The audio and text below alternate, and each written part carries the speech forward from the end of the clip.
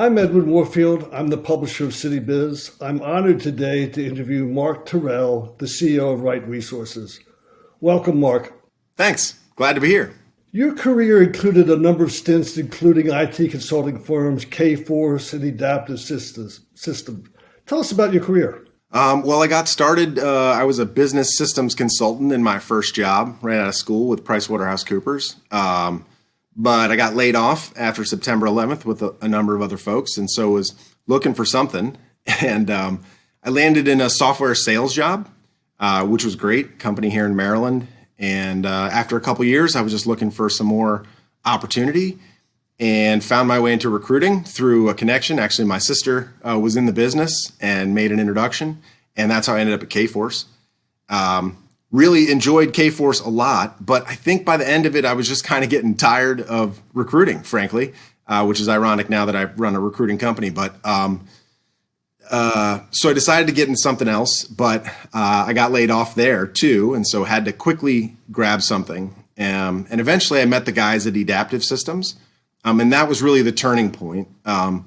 They were so impressive, but more importantly, they were really good guys, just working with integrity and working hard and winning. And I was so attracted to that. And so they helped me. Adaptive Systems was essentially our first and largest client.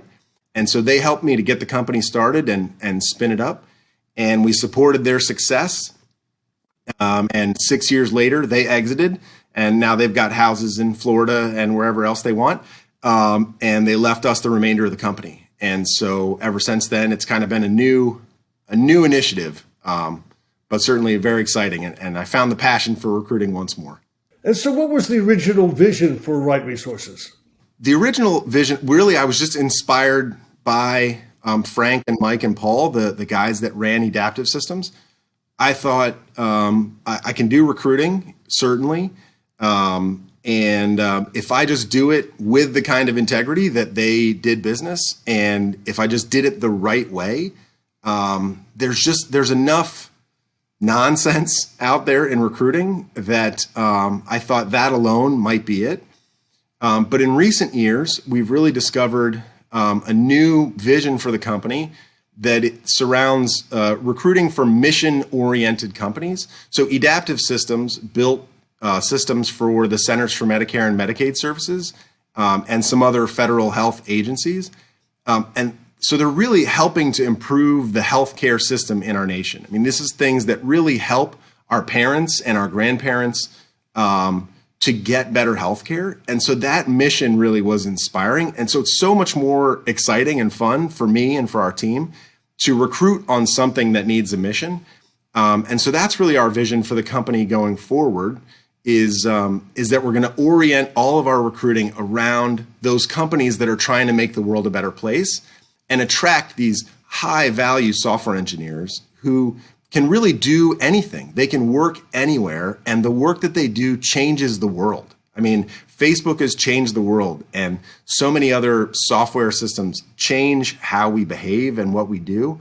And they're realizing that this power, I think, especially in the midst of COVID, just kind of thinking back on what am I doing with my life? Am I making the world a better place? And so I don't know, it's just, that's the new vision going forward, is to help those folks who are inspired to make the world a better place connect. And give us some idea of the types of positions that Right Resources is involved in recruiting for. Sure. It starts with the software engineer or data engineer or development operations or DevOps professionals. It starts with the people building the software, and then really everyone that surrounds them, the management staff, the architects who have to decide how it will be engineered, the testers, the analysts, scrum masters and product owners, really everyone, but it starts with the software data engineer because they're the core producer and surrounds them. And then any other positions that our clients need just to keep their business going. So there are some sort of support functions that we'll sometimes support for our clients also. And so what are some of the challenges that you faced and overcome over the years? The biggest one was the transition from Adaptive Systems. we had built a team. I was the first and lone recruiter recruiting for them. And then we spun the company off to be a separate recruiting partner. So when they sold that business at the end of 2016, it really became like a new company for us. But in addition, they gave us very little notice. The new management that came in, we were subleasing space from them. We were using some of their computer systems. We were leveraging their benefits. And in 30 days, they gave us notice 4 days before Christmas that we had 30 days to get out of the building. So I needed to find new space. We needed to design it, lay it out. We needed to get new computer systems and new IT. I needed to get new benefits for all my employees and for our contractors that were working. We had to do all of that in 30 days. So we're literally like shopping office space on Christmas Eve. I never thought, I mean, after that, nothing has seemed as challenging, for sure. So that was probably the biggest challenge we encountered in our time. And so what roadblocks are you seeing within the industry landscape, particularly on the federal health side? The first time I heard the word roadblock or kind of read it, kind of thinking about what I might say, I think as entrepreneurs, we never see roadblocks. We might see speed bumps, but more importantly, I think we see catalysts for change. We see things that are creating change in the industry, especially technology is constantly evolving what we do. And the biggest driver there, the biggest change agent is the data, that now LinkedIn owns and so Microsoft owns. They've got the lion's share of the data, but also a lot of other, sort of social media sites and other spaces where software engineers will get answers. They have the software engineers. It used to be that a recruiting company, that a client would come to a recruiting company because they couldn't find the talent. Now, or they couldn't find the information. They didn't even know who was available. Now, LinkedIn makes that available for everyone. So the real challenge is filtering this deluge of data and trying to be attractive in the midst of that. So again, companies used to come to us for the information, for the resumes, for the database, if you will. And now they come to us to help them pare down that huge volume of data they can consume and to make good decisions from it. So to both attract the talent out of it and then help them to make the decisions from that tremendous volume of data. So I think that's the biggest change agent. I'm not sure it's a roadblock, but it certainly is affecting how we do business. So we've decided that our recruiting service, and really we're a recruiting services firm now, as opposed to what people typically think of as a headhunter or a staffing firm. We're providing service to our clients in whatever way, shape, or form is necessary in order to help them compete in this environment. And that may be different than the way that they used to buy staffing services or headhunting services in the past. And so we're constantly evolving, I think, in the midst of that, and because of that dramatic change. And what is it about Right Resources that laid the foundation for your success? It is absolutely 100% clear to me that the foundation of the company is my friendship and my partnership with Scott Link, my business partner. I could not have made it through that tremendous challenge I mentioned without him. And I think have you ever been married? You get to that point in a relationship where you either gripe about the thing that they're not doing, or you just decide, you know what, that's just my strength and I'll just do that thing. And I'm not going to complain or point it out.